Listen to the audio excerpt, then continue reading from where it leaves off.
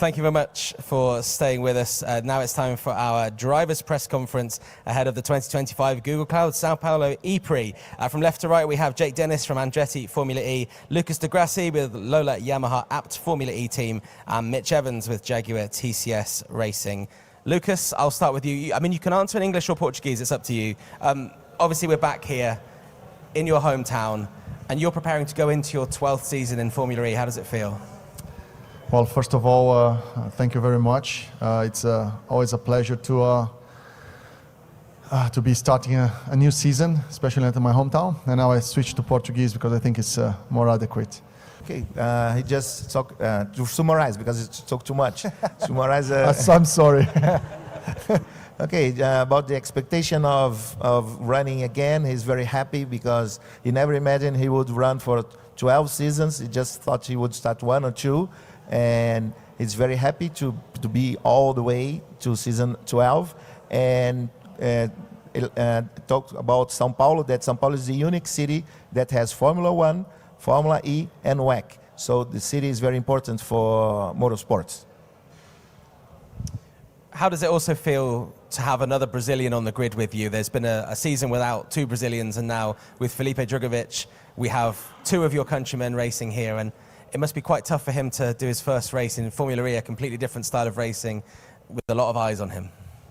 Well, first of all, it's great that I can share the media duties with another Brazilian. That's a good start. And then he raced in Berlin, right? So he got a feel for it. So it's not his first race, but to start in Formula E is always difficult. It's a very, very competitive series. The races are extremely difficult. They're extremely different from other types of motorsport races. But I wish him the best. I can wish him. I think there is a new generation of drivers coming to Formula E, and I hope he stays another 12 years. Thank you very much for the moment, Lucas. I'll move on to you, Mitch. You must have some pretty happy memories here, and you also must feel pretty confident given that you have won here twice, you've been on the podium the other time, and I mean, you're the most successful driver here at this track. Yeah, I mean, whenever you come back to a track you've done well at, is always, you have that kind of natural confidence that you feel like you know what to do around here. But I think with a fresh season, you never know. I think last year was a bit of it was obviously a very strange race, you know, coming from the back, but I think ultimate pace, we were not quite there, especially over 1 lap.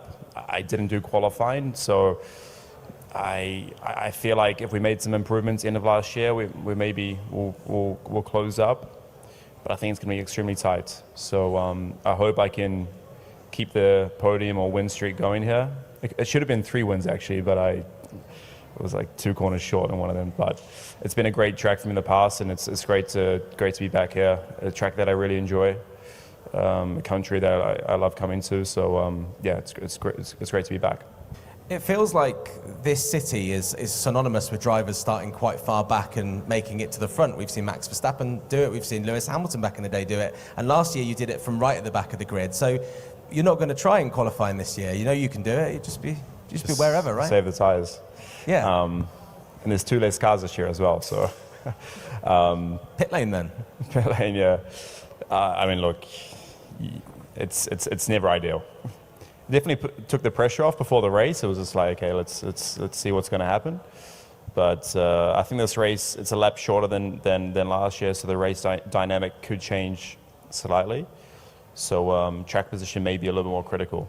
So hopefully I can start better than, I mean, I'll already start better than P22. I'll be P20 if I'm last, but hopefully better than last year.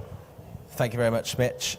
Jake, we'll move on to you. You've got a new teammate this year, obviously getting a lot of attention this weekend, Felipe Drugovich. I'm just interested to know how you guys have been getting along since you've been working together, and whether he's taught you any Portuguese in anticipation for this weekend.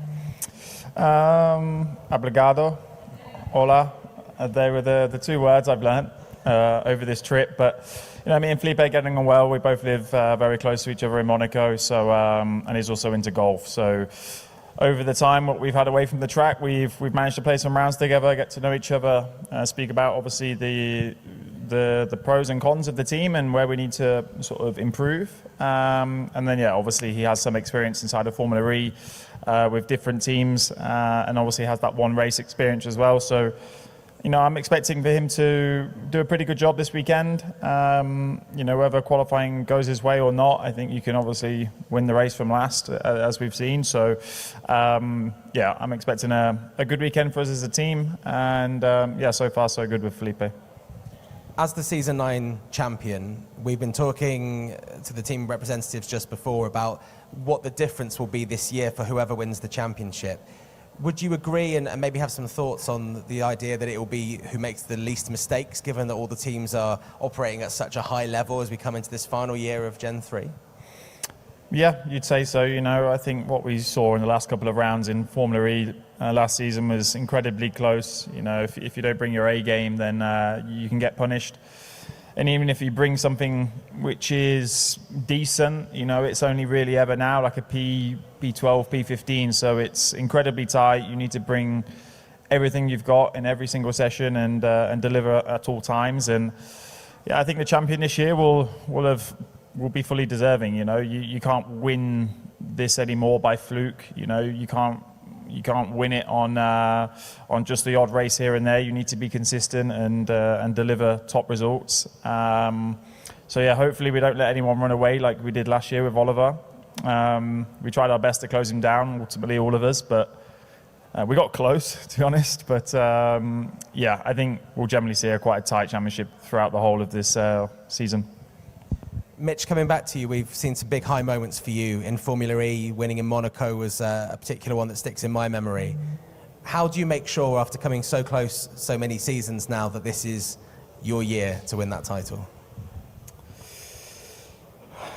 I don't do things differently, maybe, to those other years. I don't know. I'm not really thinking about that too much. I think other years I was probably had that more in my mind, that maybe this could be my season. I'm not thinking or approaching it like that. I think it's going to be just too tight to predict anything. And I think as a team, we had a lot of downs last year. We had some great moments, but there was a few races where we were just lacking in performance, which I think we found some stuff at the end of the season, which hopefully will mean that, you know, we're competitive in some of those areas that we were weak at last year. But you don't really know until you get out there and go or revisit some of those circuits. So I'm completely open-minded right now. It could be amazing. It could be tough. And finally, Lucas, for you, what would it mean to have a Brazilian driver on the podium this weekend in São Paulo for the growth of Formula E in this country? Well, I think it's being on the podium would be amazing. Winning a race would be amazing. But as Jake and Mitch said, it's extremely difficult championship, and this race is not different from the others. In my case, I think this race is one of the races that it's one of the most chaotic, because you have the effect of the slipstream, you have effect of the temperature, you have effect of a lot of overtaking opportunities. So if you look at last year's race that Mitch started last and won the race, that race was, and even Taylor was a lap down and managed still to finish on the podium.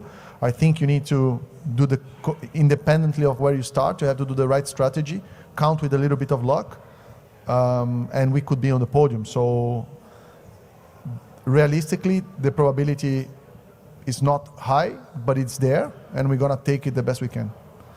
Thank you very much. That's all we have time for. Thank you to the drivers. All of the drivers will be available in the media pen shortly, just outside of this room at the back of the room. Thank you.